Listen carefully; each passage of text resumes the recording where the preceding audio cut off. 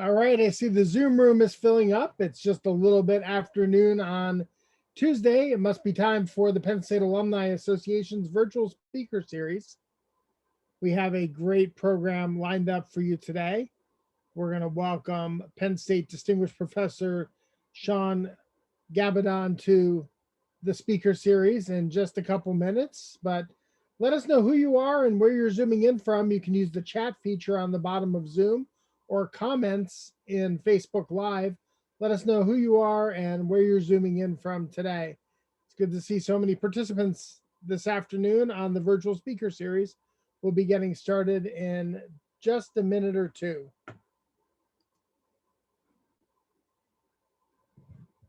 I see Vicki Gensel's here from Harrisburg and Bernice Marks in Mazatlan, Mexico. Laura White in Huntington, Lori up in Massachusetts, Paul McConaughey also up in Massachusetts, Randy Houston, president, the 81st president of the Penn State Alumni Association, is also tuning in Englewood, New Jersey. Joe Shalava down in Huntington. Welcome to the virtual speaker series. We have a great program lined up for you today. I see Sue in Rockland, Maine, and Beth Kalinak here in State College. Nancy in Lidditz and Jane Allen in Connecticut. New York represented by Maura Gallagher. California, I see Karen McHugh zooming in from Camarillo, California. Good to see everybody here today. Tom Lutz from Newberg, Oregon. Tom, good to see you. We live not too far from Newberg. My family and I used to live in Eugene.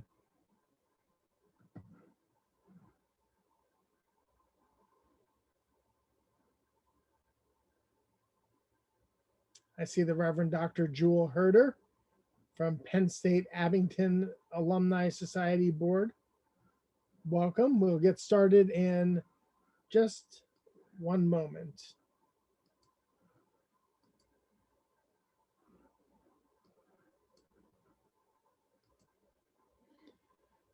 Where else would you rather be than a Zoom full of Penn Staters? Good afternoon, and thank you for joining us. I'm Paul Clifford, CEO of the Penn State Alumni Association, and I'm pleased to welcome everybody to today's virtual speaker session, which is being recorded.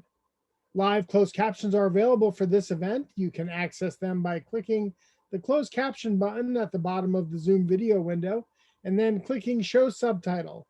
You may also customize your caption view by clicking the stream to text link posted in the chat or in the comments on Facebook Live. As I mentioned, we do have an audience out on Facebook Live. We are live streaming today's presentation, and this live stream has been made possible through the gracious support of a donor and the Fund for Access, Ideas, and Audacious Goals. Today's presentation will be archived and available on our website after the event. This afternoon, we welcome Penn State Distinguished Professor Shaun Gabbidon. Racial profiling is defined as the use of race or ethnicity as grounds for suspecting someone of having committed an offense. Dr. Gabbidon, Distinguished Professor of Criminal Justice at Penn State Harrisburg, will discuss the often neglected area of racial profiling in retail settings. The historical origins of this practice date back to the Black thief stereotype that originated during the slave era. In addition to a historical overview of racial profiling tied to suspected thievery, Dr. Gabbidon will discuss the current state of shopping while Black, research and remediation in America. Shaun is a Distinguished Professor of Criminal Justice at Penn State Harrisburg. He's the author of over 100 scholarly publications, including 70 plus peer-reviewed articles and 13 books. His recent books include the co-authored monograph, Shopping While Black, Consumer Racial Profiling in America, Criminological Perspectives on Race and Crime, and the co-authored text, Race, Ethnicity, Crime and Justice, An International Dilemma. In 2019, Dr. Gabbidon was named a Fellow of the Academy of Criminal Justice Sciences. Please welcome Dr. Shaun Gabbidon to the virtual speaker series. Shaun, I'll turn it over to you. All right. Thank you. Appreciate it, Paul.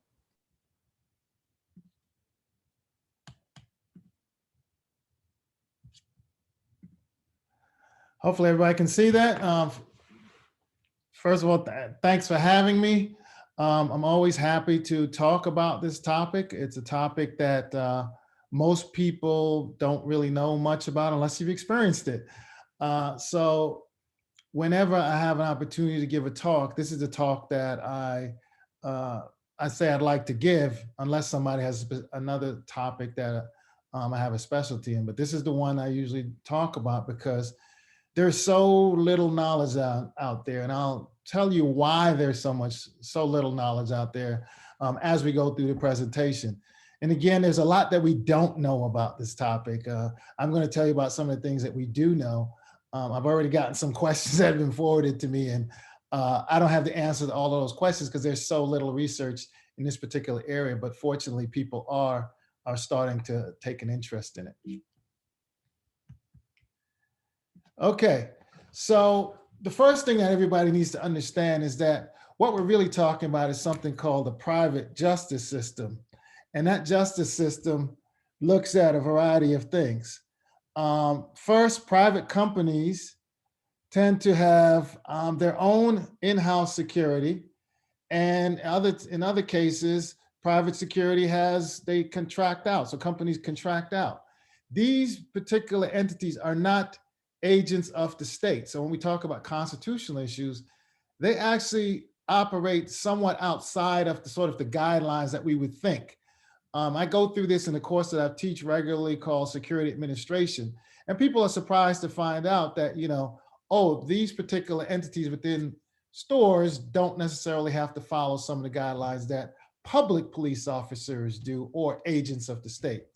What we see here is that when we're talking about what happens in private settings, private security is pretty big in the United States. There are more private security officers, more private security entities than public police officers, and private security, loss prevention officers, retail security officers represent a large share of the private justice system.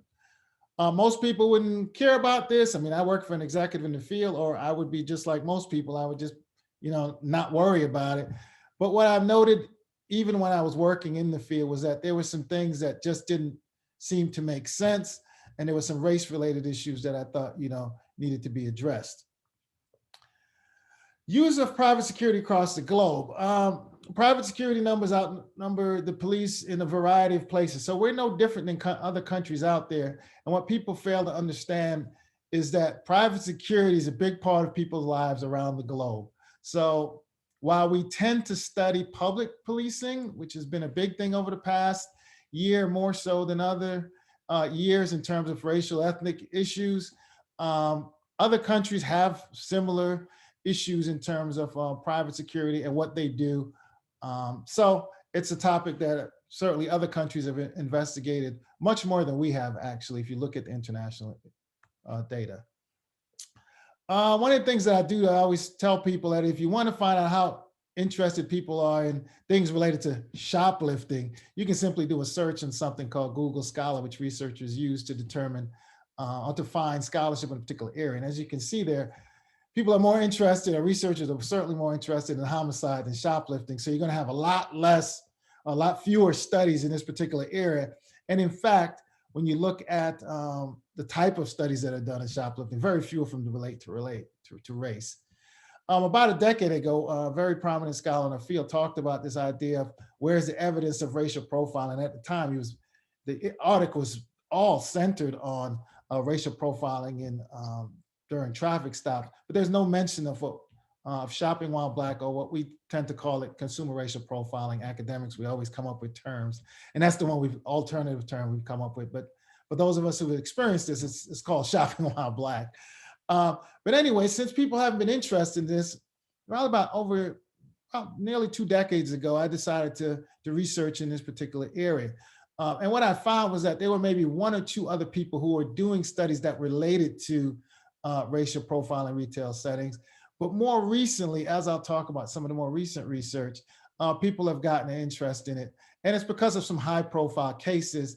and people sort of starting to invest in research in the area. But I can tell you, over the years, it's been very hard to find anybody interested in providing any funds to do this research. So normally when I do these studies, I have to scrap monies together to get it done. Okay, so a couple of phases of this particular presentation. I'll talk a little bit about the origin, how I got involved in this. I'll talk about a little bit of material from my book. And then I'll talk about an interesting experience I had working with a retailer. The first part of this is that simply, like most students in the, I wanted to graduate. I actually graduated a semester early. I rushed to graduate and I didn't really have a job. So bad planning on my part. And during the time that I graduated, I had very few prospects, but I did get a store detective position in Maryland, where I actually investigated shoplifting, employee theft, and did other loss prevention things. But as you can see, one of the things that I noted while I was there was that we tended to get a lot of calls on minority shoppers, and particularly minority shoppers in high-priced areas in the store. So our Polo shop, things like that. Tommy Hilfiger, anytime minorities went in these areas, we tended to get calls from the sales associates that, could you please watch these particular people? But they never really articulated why we should be watching these particular people. They just simply had more apprehension when a group of racial ethnic minorities went into these particular areas. I asked them about this, and I actually did the training classes related to private security or related to loss prevention. And, we told them that there was no profile, but it was just something that they had within them, these biases that came out as these people entered these particular areas of the store. I left the field, I left the profession, and then I decided to become a criminologist, and I could kind of return to this later. And I found out as I started looking in the literature to kind of research this, that people are primarily focused on traffic stops, racial profiling related to people in automobiles, which, again, during that time, it was, a big issue, and it continues to be a big issue, but certainly this was an area I thought should be researched. So I decided to do some research in the area. As I started doing research in the area, there were several things that I needed to sort of wrap my head around, like shoplifting. I needed to know more. I mean, I had worked in the field, but I didn't know really the history of shoplifting and how did we come to this place where people were watching more minorities and other groups. So these are the things that I had to do to kind of get a handle on the particular area. I'm just going to give you the Cliff Notes version of some of these things. In my book with Dr. Higgins, I talk more about some of these areas. As we know, shoplifting has been around. With the creation of markets, bazaars, things like that. People started to steal. I mean, everybody didn't have money back then, just like they don't today. And because of that, people resort to stealing to get the things that they want. Back then, those things that were more valuable were the things that were also stolen, just like today. But back then, it got so bad that at least in Britain, they started to basically execute people for this. This is British society, as well as American society, as this emerged here, started to be worried about this notion of consumerism. And particularly, they're worried about mostly white women stealing. And they're particularly worried about white women stealing because many of these white women were the wives of those who were in power. So it was very interesting that those people who were in the leadership had their wives going into these markets and stealing. So they had to come up with some way to sort of either explain this or to have people sort of look away from this. And most people don't know this, but that's the way the diagnosis of kleptomania originated. It was during this period where people said, well, they couldn't control themselves. And here's some books that, those who are interested can read later on. But certainly his books enlightened me to this whole idea. It was really a white woman problem when this originated, and we've turned it into a minority problem today. And this sort of goes through the kleptomania allowed them to be absolved of their crimes, but certainly as we look through the history of this, the diagnosis did not necessarily apply to the lower classes, which was, again, an interesting historical fact there. Some other things just shoplifting remained a problem, and retailers continue to struggle with it. They hired detectives. They did a lot of things that we do today. But this just sort of gives you a quick overlook of sort of the history. Again, it's a Cliff Notes version because I only have 30 minutes, is my understanding, to sort of go through this. Several sources today, if you want to look at the problem, there's several sources of shoplifting data. There's a national retail survey.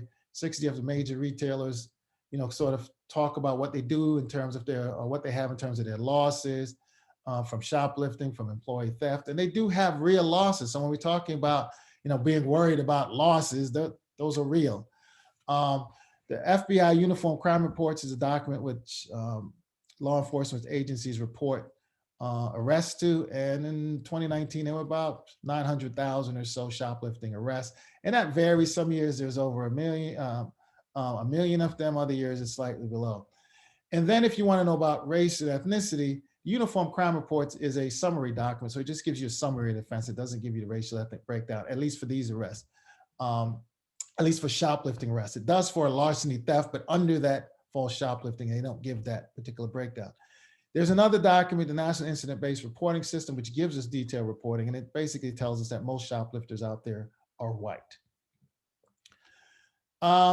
In terms of other studies to kind of determine the demographics of shoplifting, there's been some key studies done over time that's kind of given us a hint as to what's going on in terms of racial ethnic dynamics and shoplifting. But about 8.5% of shoppers engage in shoplifting. This is what from one study that was done some time ago. And Black and Hispanic shoplifters not more likely to offend than, or shoppers are not more likely to offend than whites. The lifetime likelihood of shoplifting in one study was 11%, and that was about 43,000 respondents in this particular study. And there was no real racial ethnic differences of significance related to Blacks, Hispanics, and whites. I think Native Americans in that study had a slightly higher instance of shoplifting. The Gallup poll every year, every few years, looks at, asks this question in one of their polls. And it's basically just your impression of Blacks in your community treated less fairly than whites in stores, downtown, or in shopping malls. And as you can see here, there's a difference in terms of how Blacks and whites feel about their treatment in these particular establishments. And similarly for Hispanics, which they just started really including Hispanics in some of these studies. So data for Hispanics is from 2018. I just put that in as a point of comparison. Okay, so we know something different is going on in terms of the way they feel, but yet we know that the numbers suggest that there's no real difference other than the fact that whites are more likely to shoplift in terms of likely to be arrested for shoplifting. So if we're going to break this down again, we have to kind of figure out what are we talking about here when we're talking about shopping while Black and consumer racial profiling. The act of discriminating against customers by retail is based upon their race or ethnicity. So race and ethnicity is the main reason why we're singling people out for either a lack of service or we're suspecting people as thieves. Is this a new practice? Is this practice new? That's one of the questions I always have. And where did this behavior originate if we actually know that this is actually going on? My research led me to the belief that the slave era produced something called the Black thief stereotype. If you look at the laws during this period, what you will see is that these laws suggest that there is some inherent criminality and thievery among Blacks. In 1712 South Carolina statute, slaves caught stealing were to be public and severely whipped, not exceeding 40 lashes. Additional offenses call for branding, slitting of the nose, and even execution. At some point, South Carolina, like many states, determined that these penalties need to be lowered because slaves were actually stealing out of necessity. And if you look at sort of some of the documents from Thomas Jefferson and Frederick Douglass, they both point to this. And then Frederick Douglass, in fact, talks about having to steal some things to survive during his enslavement. Also, it's interesting, the Fugitive Slave Acts of 1793 and 1850, what are they actually talking about? That's a big part of those acts are that, if slaves left the plantations and escaped, they were actually stealing themselves from these slave owners in the South. So, I mean, interesting enough, they're stealing themselves. I mean, that's really an interesting concept when you think about it, but it's this notion of property, commodity, and things like that other scholars have talked about. The Black thief stereotype in America continued following the slave era. As we know, Blacks were viewed as thieves in stores located in northern cities and other cities around the country. There's recent books and things that have talked about that besides my book. During the 1960s and even before that, blacks could not enter white-owned stores, but they could enter them, but they couldn't use their fitting rooms. A book came out in the 1960s. Most people don't even talk about this book, but in there, The Boost and the Snitch, department store shoplifting, the person actually went through and looked at arrest data and found out that there were racial disparities in how things were being handled in terms of arrests and things like that. And the question then is, okay, well, these are some brief historical insights on this particular topic, but what about, have we progressed since the mid 20th century, since The Boost and the Snitch was published? And the question is, the answer is, well, here's a whole list of different places that we've had these incidents occur. And I could probably fill up multiple slides with more places. I just put these up there. These are some of the more high profile ones, but it is a continuing issue. The thing is, it just doesn't, the only time it really gets the real recognition is when we have high profile incidents. That's the way Shopping While Black works. If somebody of significance encounters this, or somebody well-known encounters this, we tend to have a more sensitivity to it. It becomes a major thing, but it dissipates pretty quickly.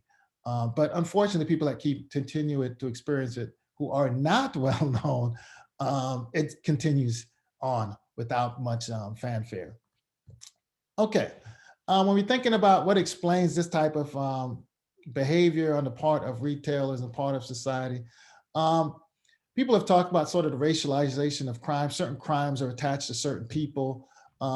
Thievery, homicide, white collar crime. We all have sort of this image that we have when we think about particular acts. And then a lot of this is based upon stereotypes. Catherine Russell Brown at University of Florida talks about this criminal black man stereotype. And in retail, it could be also considered criminal black woman stereotype. But again, there's a whole bunch of ways that we can kind of look at this in terms of what explains why we see this within our society. Okay, so what about the scholarly literature? When I started out, I had very little to go on, so I actually went to cases, because cases tend to tell us a lot. I mean, when I wanted to find out more about the treatment of blacks in colonial slaves in colonial society, I went to cases and it told me a lot. I did the same thing here, and I noted that there was litigation from the early 1970s related to this particular issue, and in most cases, people lost. And recently, Professor Suja Thomas of the University of Illinois Law School provides a brilliant gives us a brilliant presentation of why people lose these cases. The article that she put out is called "The Customer Cast: Legal Discrimination by Public Businesses." And as you can see here, this is the first sentence in her abstract for the paper. And it says, "It is legal to follow and watch people in retail stores based on their race, give inferior service to restaurant customers based on their race, and place patrons in certain hotel rooms because of their race." And people are like, that can't be true, Shaun. Well, what she points out is that the civil rights, that part of the Civil Rights Act of 1964, Title II of it, does not cover certain retail stores. So because of that, and obviously it's bad business to do these things, because of that, when these cases go to court, people lose, because there is some wiggle room in the law that suggests that some of these things actually don't apply. And again, that's something for another lecture, but certainly people don't really understand it, that's the issue here.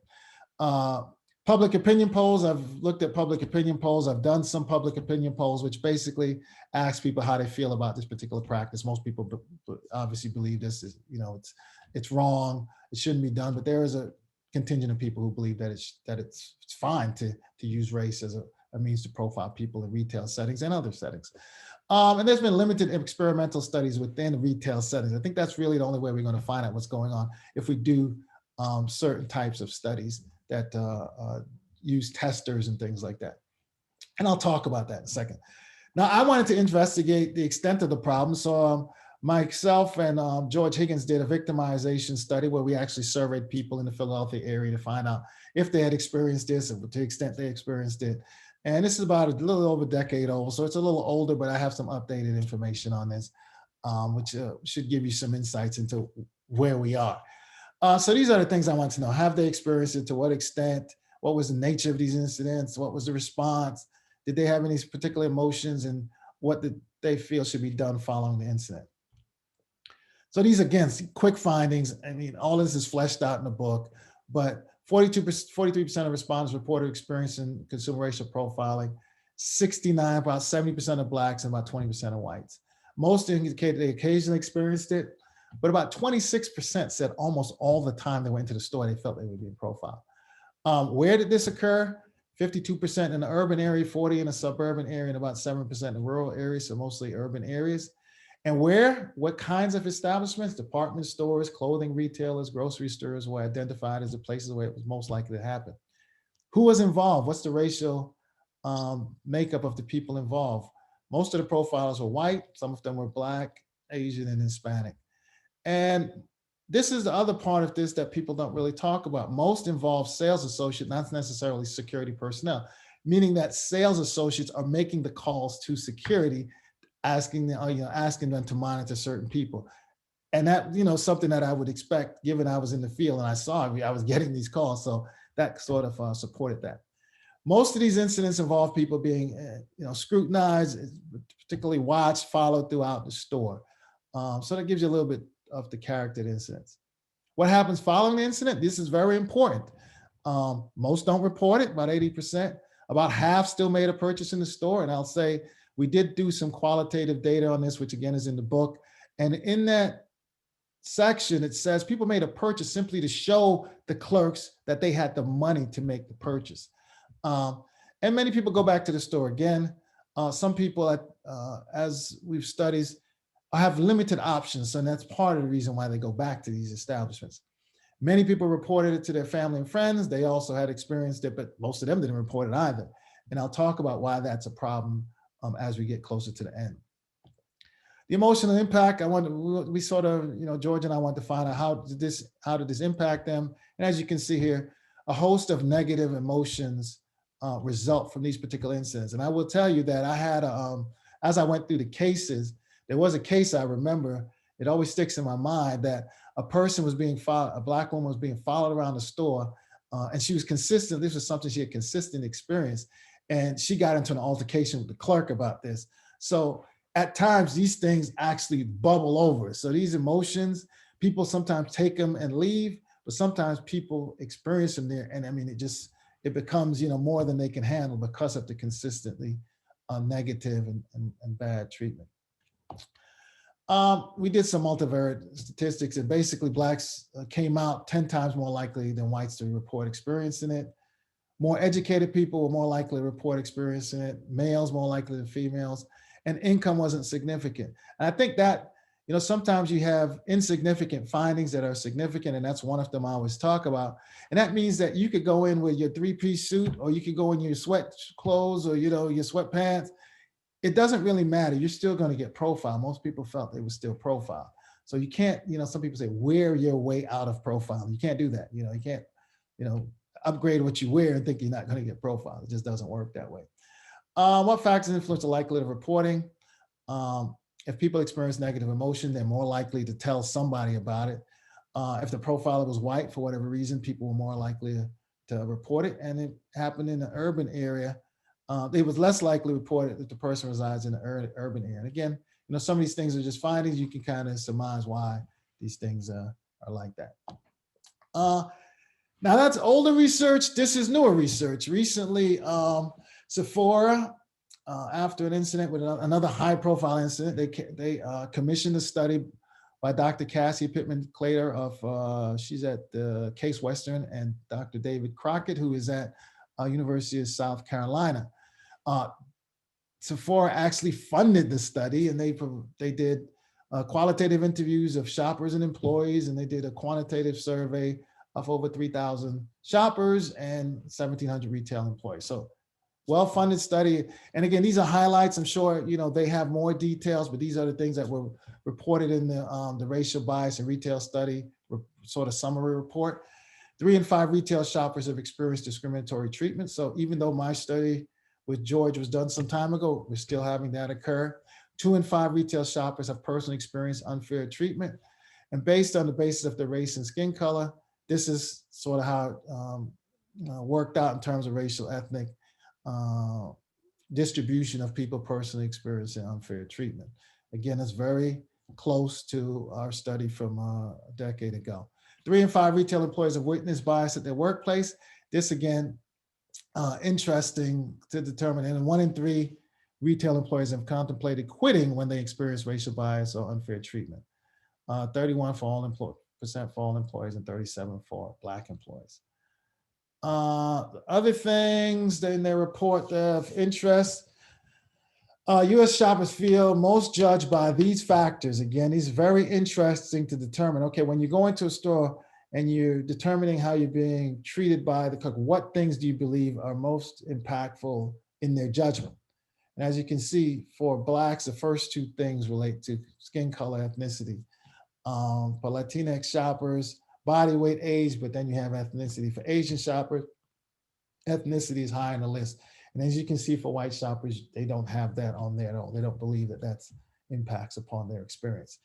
And here you have in the report, they also list some coping mechanisms, shopping online. Some people don't decide not to try samples because they believe that that's going to sort of, put them in a situation where they have the potential to be profiled. They adjust their body language. As I said, people dress nicely, but from my research, it doesn't seem to impact the experience. Make a shopping plan. Some people decide to have minimal interaction with employees, and that helps. And then other people, on the other hand, say they interact with employees to show they are interested in spending. But what we have to realize here is coping mechanism. You're going in just to make a purchase, and you have to go through all of this just to feel like you're not, just to sort of make that experience an experience that it should be without it having to deal with all of these things. But so that's the heart of their study. But again, there's probably more findings, but those are the ones that they recently released. For me, I thought my actual research or, I guess look into this particular topic was over until I got this interesting call about 5 years ago now, about 5 years ago.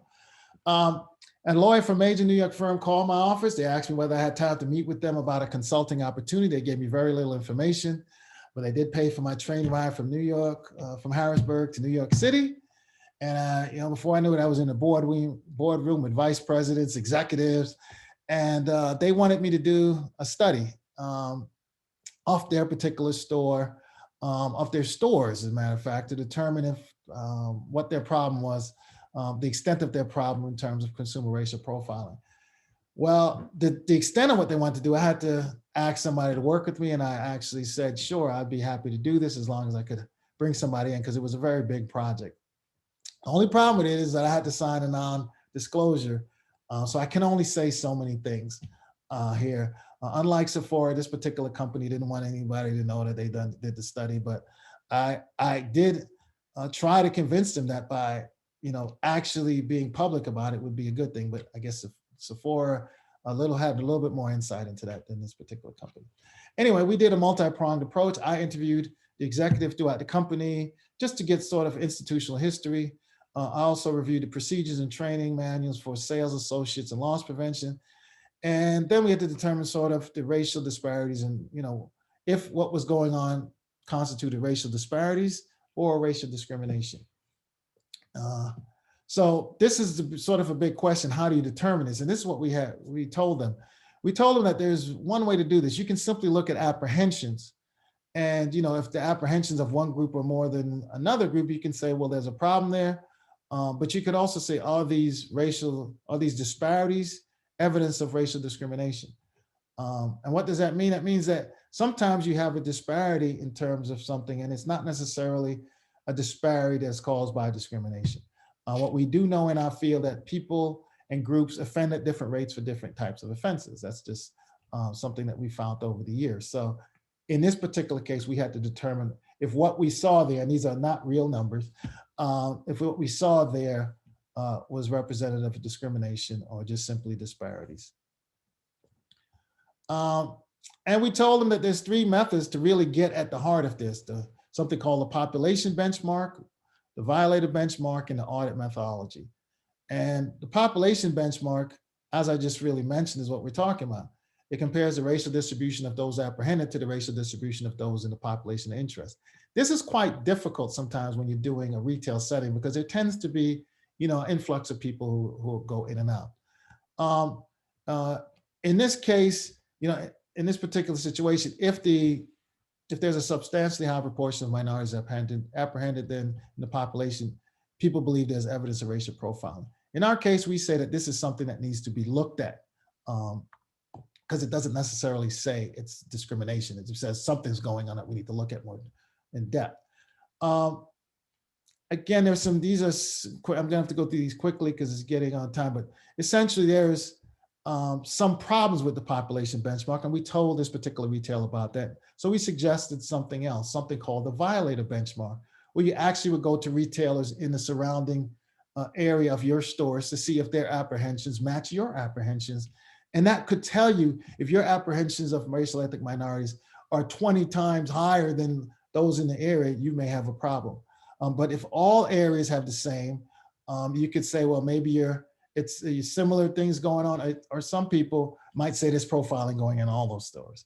So we told them that, and we said, this is another way you can do this, but that has its problems as well. And here, this sort of gives you an example of what this would look like. Apprehensions are 50, local larceny and other stores are 52. So you only really have a difference of 2%. So that may suggest that, what's going on in your store is similar to others and maybe there's not a big issue. But we told them the weaknesses of this and suggested that the real thing you want to do is you want to do what some people call an audit study, or you do an experimental study. And essentially that would be having testers. And this is where it gets more complicated because you have to have testers go in, exhibit certain behaviors, different racial ethnic groups, and to see if they're treated differently. And the store, this company the vice president was open to this. So he funded this study. We wish we could talk about all the results. And we did this among retailers in Manhattan. And what we did was we did multiple stores because we could not have our testers know which store was actually the store we were looking at. So we had them go into other stores as a way to sort of, not reveal the store that we were working for. And what we found overall, and again, I can't give you actual numbers, we found that they did have a problem in terms of under arresting whites and over arresting other groups to a certain degree. And we sort of outlined some of the ways in which you could possibly further investigate this. Because in some places in some things we found it was for particular departments. So there was a particular department they may need to look more closely at. But this methodology provided them with the most useful information in terms of what was actually going on in the store. I also found some policies that needed to be changed. And interesting enough, later on, those policies came into question, but they could say that they had already changed their policy on that particular matter. But again, this is what we really need to do to find out what's going on in these stores. Anything else, asking people about their experience is great, but that's their perception of their experience. Here we were able to find out definitively to some extent what was going on. Okay. Some quick caveats, because I know I got to move on so we have questions. The methods only assess systemic racial discrimination. We told them that there were some departments that they need to look at, and within those departments, there were individuals who might be more problematic than other people. It's not solely about diversifying staff, even though that is an issue, but one of the retailers, the retailer that we worked with, they had a very diverse loss prevention and sales staff. But what we also talked about is that they needed to review all their policies related to sales and loss prevention. What are the incentives for loss prevention and for sales? Because those are areas where sometimes people do things based upon the incentives. As again, I went through employee assessments, how employees were assessed, and I made some recommendations for all of those. Okay, quickly to the end here, policy considerations. Retailers need to weed out this type of discrimination. How? Through stringent policies, training, disciplinary action. In the most egregious cases, you need to fire employees. Yes, increasing diversity can help, but it's not the, sort of silver bullet. A lot of times we talk about diversifying. It's not the silver bullet, but it does help. Closing all your stores for training is dramatic. I mean, we've seen that in multiple cases over the past few years, and it does send a clear message about the importance of the issue. I'd like to see some evaluations after these type of instances occur to see, do things tangibly change because of these dramatic actions? Victims need to take action.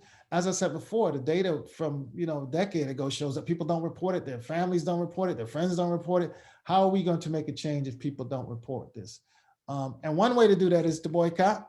I mean, Black buying power is estimated at $1.2 trillion, and you simply don't go to the stores. You shop online. And I think there's a variety of things that you can do here that basically will catch the attention of retailers. And usually the bottom line does that. What needs to happen eventually is that the same progression as racial profiling in automobiles needs to happen here, where until people started taking police departments to court, the behavior didn't really start to change. And in this case, I don't necessarily believe it's just court. I think it's the court of public opinion that's most viable in this particular case, because retailers do not want to have that type of publicity out there. So that, I think, can be more effective, necessarily, more so than what we do when we talk about policing. Finally, the big picture, this is simply not about shoplifting. That's just not what this is about. It's about everyday racism. It's one of those things that results in negative emotions among Blacks and other ethnic minorities who encounter this, that leads to things from the literature out there: eating disorders, elevated blood pressure, and all other sorts of things that leads to, that I believe leads to sort of the longevity issue. When we look at Blacks, whites, Hispanics, and other groups in terms of their longevity, all of these things matter in terms of impacting upon the lifespan of particular racial ethnic groups. Here's some things that I suggest for research, but the bottom one is most important. I think really because it's very difficult to get public funding to investigate private companies. It may sound crazy, but private companies in conjunction with universities or scholars need to focus on this and help to eliminate and minimize this type of treatment. And the recent Sephora study suggests that it can be done. If retailers are open about it, I think we have the potential to change. If they continue to wait till they get sued, things like that, where in some of these suits, as I said, people lose, but in some cases, they get large verdicts and it is public. And I think, again, that's the only way this is going to continue to mature in terms of the research area, because there's just so few places that, I hate to say it, so few places that care in terms of criminal justice and the private justice system to fund these type of studies. All right, that's what I have. I think I have time for some questions here. Let me stop sharing my screen. 10 or 15 minutes for questions, and we have a number that are coming in. And so I can go through the ones you gave me. Do you want me to do that or quickly or? Yeah, let's take a look at some of those. Do you want me to pose them so everybody knows what was asked? Yeah, you can. Yeah, so we'll just start with the first one. I'm biracial and can pass for either race depending on how tan I am, among other things. I lived in both urban areas, Chicago, and rural areas, the Appalachian Mountains in Alabama. What is the best way to react to difficult situations, and should my reaction be different based on my passing race or location? That's a difficult one, because there's very little literature out there on sort of what we call colorism. So that means that, does someone who's dark skinned get different treatment than, people who are light skinned? And the research out there suggests that treatment is different, but how do you deal with it? Very little information on. And if you feel like you're experiencing it, the easy answer is report it, even to any entity that's going to leave a record of it. That's what I think the issue is. There's no records of it. So if you go to a retailer and say, so you tell them that they have all this stuff going on, people are like, we don't have any records of that. So the more we can report that, the better. In terms of urban and rural areas, as my earlier study showed. I mean, it happens in all areas, but it tends to happen more in urban areas for whatever reason. So, it's not that it doesn't happen in other areas, but for whatever reasons, it happens there. Yeah, and That's all. it's the second question, right? I mean, people wondering where it's more prevalent. Yeah. Um, so a question here about allyship. What actions can non-Black individuals take today that'll improve conditions and support progress in our communities among the younger generation? So, what it I'm thinking of this question in a couple of different angles, right? The white bystander that sees this happening or perceives this to be happening. Uh, what can that person? What can they do um, to help situations? Well, they can express their outrage as well. As you'll see on my book cover for my Shopping While Black book, one of the things it's a Starbucks incident, and what you see there is you don't just see Black people protesting in the Starbucks, right? You see a variety of the racial spectrum protesting. So the more you have that allyship where people are visible, it's realized that this is not just a Black or Hispanic or whatever issue. It is, an issue for all of us. And I think that's becoming more of what we see in protests and things like that over the last year. Certainly, it's not just Black people protesting out there for Black Lives Matter. It's other groups as well. And the more you have that, the more successful you're going to be. Not one of the questions that was submitted, but a situation that I've become familiar with because a friend kind of shared their experience here in State College. They said that they noticed every time they went into a certain grocery store, that they would notice a manager or somebody near the door um, report a code into the microphone, and then they also noticed that it coincided with someone following them around while they were shopping in the store. And so while it's more prevalent maybe in urban areas, it definitely happens. It definitely happened right here in State College, and it's Yeah. can you talk a little bit about that practice and Yeah. Yeah. Well, I think the key there is that it needs to be called out wherever it is. I mean, so they recognize that that's occurring. Has anyone reported it to anybody? I'm going to sound like a broken record here, but if you don't report it, it's a practice that's going to continue. I mean, it's not necessary. In some regards, it's a simple action. I feel I came into the store and I feel like that that I was followed when I came into the store. This is something that my, other people who look like me have experienced. Or even I've had cases where people said, well, they're treated differently when they go into a store with a white person, right? As opposed, so I mean, again, the store has to be made aware of that, or they will continue to act like these type of things don't exist. It's that simple. yeah, it's the I would imagine for my friend, right, the back and forth that they go through in their mind is um I know this is going to happen. Let me get my shopping done and Yeah, get through this versus let me call this out yeah, and become worse next time, or I might have to find a different yeah, place to go. yeah, Right? It's the escalation of yeah. it will be targeted more in the future because of complaint. Because Yeah, of yeah. In our book, we talk about that. We talk about what people do and why they don't do that. And it is as simple as I have to get on with my life. And if I had to do this every single time I walked into a store, I couldn't get on with my life. So, very few people they normalize the treatment to the extent that they're like, as long as I'm not stopped, harmed, or anything like that, I just have to go on. But the reality is that if this is a continuing type of treatment, it's not going to stop in that particular moment. And again, that to me, there's always the confrontation right there. You're gonna have to have a confrontation that impacts upon people in terms of their health. Like, do you have to have confrontations every single time? The literature is clear in terms of how this stuff this everyday racism impacts upon the physiological aspects of people. So right. If So a question that I have, if companies aren't going to make a change for the obvious right reasons in this space, right? It would seem to me that they would want to make a change, as you mentioned in your presentation, because it's a bad business practice. They're targeting people who are going to be spending money, right? They're falsely targeting people. And then when they do falsely target them, there's the negative public relations that they bring upon themselves.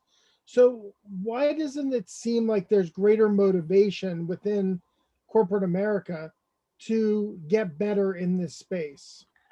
Well, I think I will be honest, in the last 5 to 10 years, I've seen more movement towards better, addressing, coming up with ways to address this. But I think that the real problem is that they're doing a lot of it behind closed doors. Because as one retailer told me, our business is not security. Right. See, so I mean, I've always been somebody to say, okay, well, just post your arrest statistics. They're like, that's not what we're about, you know. So the more they understand the transparency will help them as opposed to hurt them, the more they're likely to say, okay, well, Shaun, come in, do this, and we're going to do what Sephora did. We're going to put this out there. These are the things we're trying to do. So if somebody in our organization has done something different than what we're putting out there, that's just the individual doing that. That's not what we stand for, which you can clearly see by what we have going on here. And that was kind of my argument to the company that I was working for, that you really should advertise that you're doing this, because you're going to get killed in the media based upon one incident happened, when in fact you funded a company-wide study on this. You did all of these things, but that one bad actor or those few bad actors are going to continue to be representative of your entire company. So Yeah. Oftentimes, people identify a problem, right, that needs to be solved, and they immediately they think, right, how can technology help solve this problem? There's a question here that there's been increased awareness in recent months about how AI algorithms um, can reflect implicit bias. So even when you do introduce technology, right, that yeah, technology is being developed by humans, right? And yeah. so sometimes humans are still inflecting their own bias into what they're designing. But Yeah. are there technological solutions that can help in this space? That's the new stuff. And you're right. I went to a presentation where people were talking about these algorithms and sort of the biases behind who's actually, putting these together. Uh, the, I guess this all goes back to the question of objectivity, is what we're all talking about here, right? So we're trying to say, okay, we have an algorithm, so it's objective, but we know somebody has to create the algorithm. If that person has bias, it goes into the algorithm. So how do we fix that? That's a question yet to be determined. I don't know how to fix that, but I will tell you, several years ago, there was a study done where people examined, they just looked at shoppers. They hired researchers to just look at shoppers coming in. And I think I talked about the study. I did talk about the study earlier in the presentation. And what they did was they analyzed, okay, what percentage of the shoppers shoplifted? And were there any racial ethnic differences? And they ended up, they found what they were looking for, but what they noticed during that was that even the trained observers exhibited some bias during that particular experiment.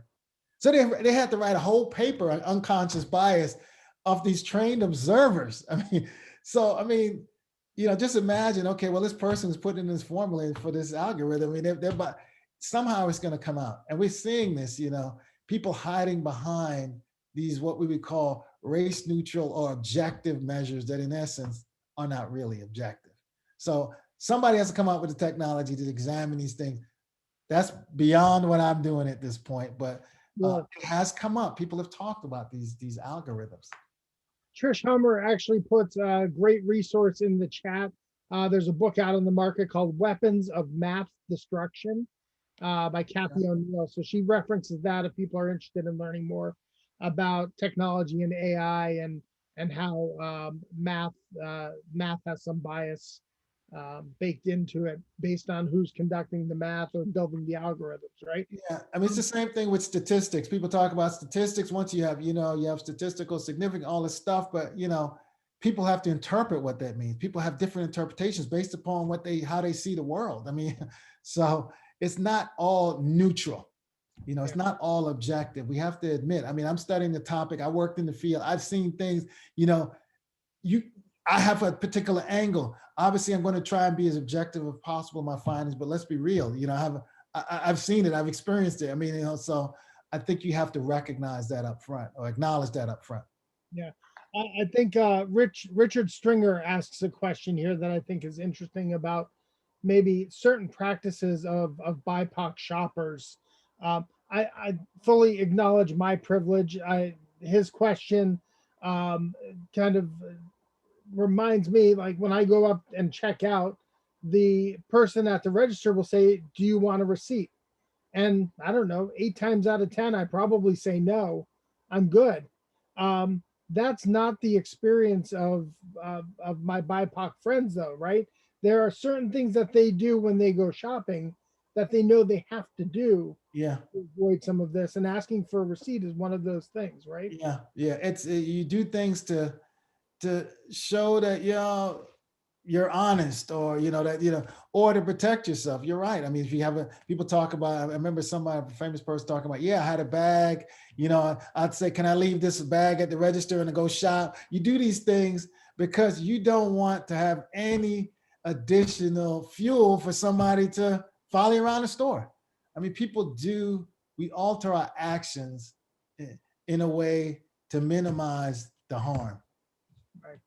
If people are interested in learning more about the work that you're doing, or interested in the books that you have out or coming out, how can they find more information? The book on this topic is called Shopping While Black: Consumer Racial Profiling in America. It's available on Amazon. It's published by Routledge Publishers. I wrote it in a way that, yes, it has some academic stuff, but I basically wrote it so that the average person can read it and, understand it. I think everybody who's interested in this topic should read the first chapter. If you go to the PowerPoint, Right. in there's a link to the book. Routledge had a special initiative for Black Lives Matter where you can actually access the ebook for free. Oh, wow. I'm not worried about making money off the book. It's about getting the education out there. So if you want to access it, but I would tell you to read that first chapter, because I mean, obviously they're all good chapters, don't get me wrong, but because it gives you sort of historical foundation. It takes you through how Plessy versus Ferguson relates to this. It takes you through some of the stuff that we've seen in recent movies about the Green Book. It takes you through some of the things that lead up to where we are today, beyond the Cliff Notes version I gave you. And you'll find that it's very interesting that we got to this point. It takes you through some of the high profile incidents involving so many people. Condoleezza Rice, when she was young, experiencing other people. There is just, it's not just a current problem, it's a longstanding problem, and how we've kind of dealt with it. And I will say, if you read the main chapter 4 on the legal cases, I have a case in there about Don Lemon from CNN experiencing it, and he going to court and losing in court. I have cases in there about other people lesser known people who go to court, and I mean, you just think it's a slam dunk. But as I said, the laws and the things that are written out there allow people to get away with quite a bit that you wouldn't really understand. So they can literally, in a retail store, they can literally follow you around, and it's permissible as long as you are still allowed to make a purchase. That's the key. If they stop you from making a purchase based upon your race, they've crossed the line, but they can literally follow you around. I mean, so there's some, you can go through and understand why these people lose these cases that you would think is just, there's no way they're going to lose that case. Shaun, it's an important topic. I think we could probably talk for another hour or two about this, but our time is up. We are going to put the link for that book in the follow-up email that we send out to everybody who was on the call today. And so you'll Great. be able to find the great work that Dr. Gabbidon is doing down at Penn State Harrisburg. We want to thank you for joining us today. And thank you for all of you who have tuned in on the virtual speaker session. As a reminder, we'll be hosting additional sessions in the coming weeks and months. And this programming is in addition to a wide array of online networking events and career programs, all you can find available on our website at alumni.psu.edu/events. Thanks again for tuning in, and we are Penn State. Thanks for tuning in, everybody. Have a good